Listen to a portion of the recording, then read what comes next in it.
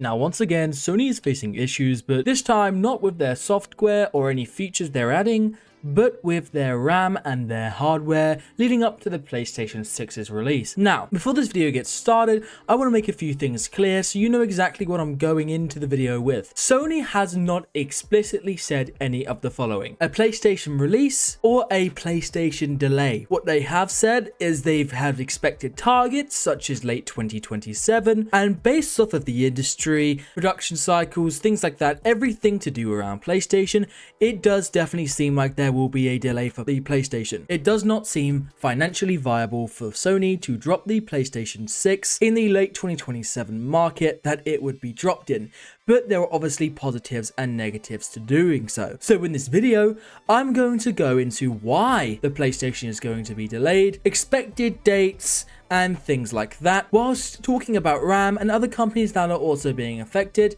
and getting a little bit into Xbox's Project Helix. Let's start real quick with what I expect the date to be. Now, I expect that PlayStation will likely delay the PlayStation 6 to a probably 2028 or 2029 release. Now, this is due to the RAM issue, which I'll be getting into in a few minutes, and I believe that the big cost issues and things like that to do with the RAM will delay the PlayStation into releasing at 2029 in a better interval where hopefully the market is a bit more cleared up and steady, as the cost would be massive for them to be manufacturing and releasing a PlayStation 6 in late 2027. And financial analysts and different inside sources have noted how risky it would be for the PlayStation 6 to get launched in such a market. And we know there have been issues with pricing, and since the RAM issue, since the PlayStation 5 and the PS Pro have gone up in price respectively due to these issues. So it's not like they're going to drop a whole new console and manufacture completely new parts and all of that stuff smack bang in the middle of when everything's going up. But the biggest thing to note is that Sony has not officially confirmed a delay because they have never officially confirmed a release date. The Sony president and CEO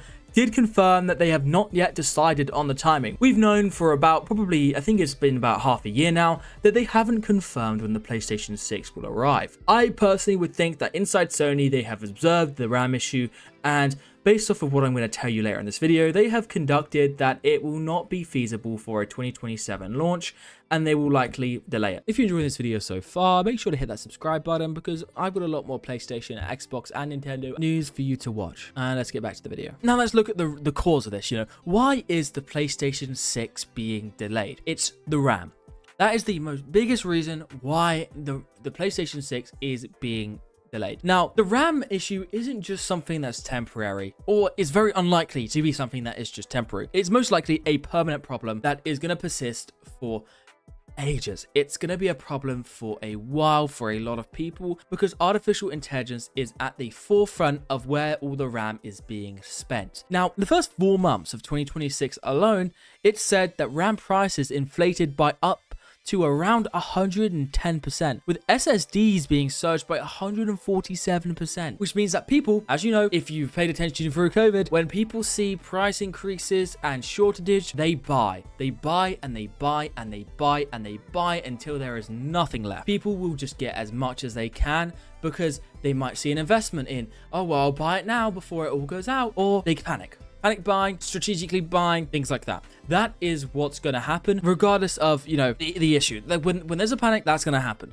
So not only were the prices inflated, they were going to be surging even more because so many people were buying them that less were available. And AI is only getting more popular. AI isn't going to be a thing that's going to flatline anytime soon. AI is projected to just increase and increase and increase and increase. And there is no even I don't expect anything to sort of get better until most likely the end of 2028 or, 2029 at the latest.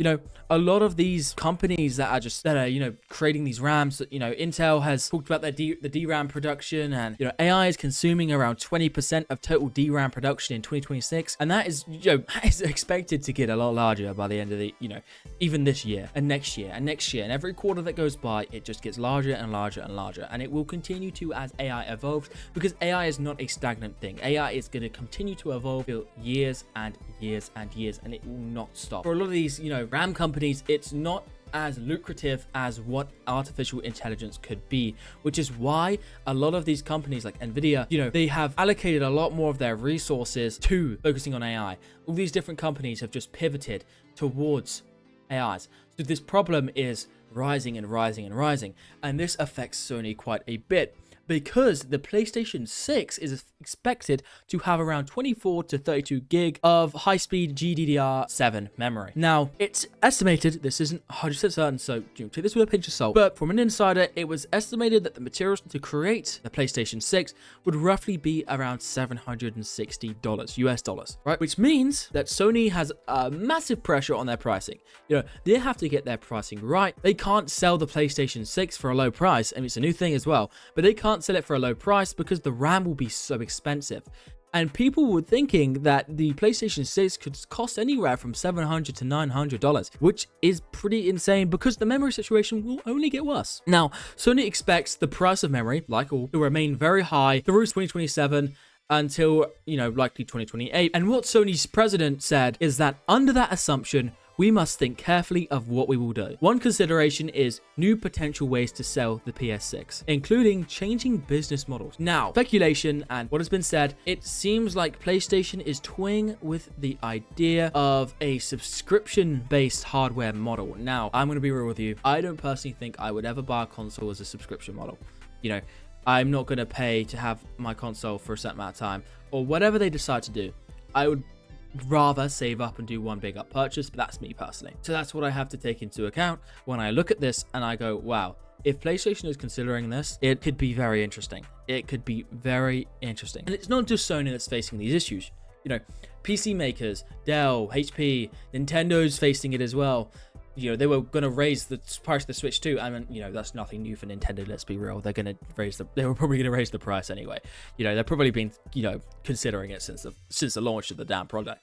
But, a lot of corporations are facing the problem with RAM prices. And this delay could be a big problem for Sony because Microsoft's next Xbox, which, I will get into another time, but it's reportedly to be more like a PC than like a, their old consoles, is targeting late 2027 still. They haven't said anything about it being late. They've only confirmed that it's still targeting the same release. So if you look at it this way, Sony is going to target a 2028 around 2029 release, whilst Microsoft is going to target a late 2027 release, and it's going to give them a massive head start, right? It's going to be the only next gen console for a year or two. It's pretty insane, especially with the decisions they've been making with this new CEO. It is insane. The amount of heads up, you wouldn't have even thought about that a few years ago. We wouldn't have even thought about that. And it could be a massive impact on PlayStation, but the RAM price is clearly that big of a problem because it's only going to get worse. Like I've said, it's only going to get worse with the RAM. It can't get better. It's only going to get worse, and no one can escape the RAM problem. No one can. There's not a single company really that can escape this problem. It's going to be a problem for a while. It's a almost permanent problem. So in the comments, let me know what you think about these prices, how you think this will affect PlayStation, things like that. And thank you very much for watching. I'll see you next time.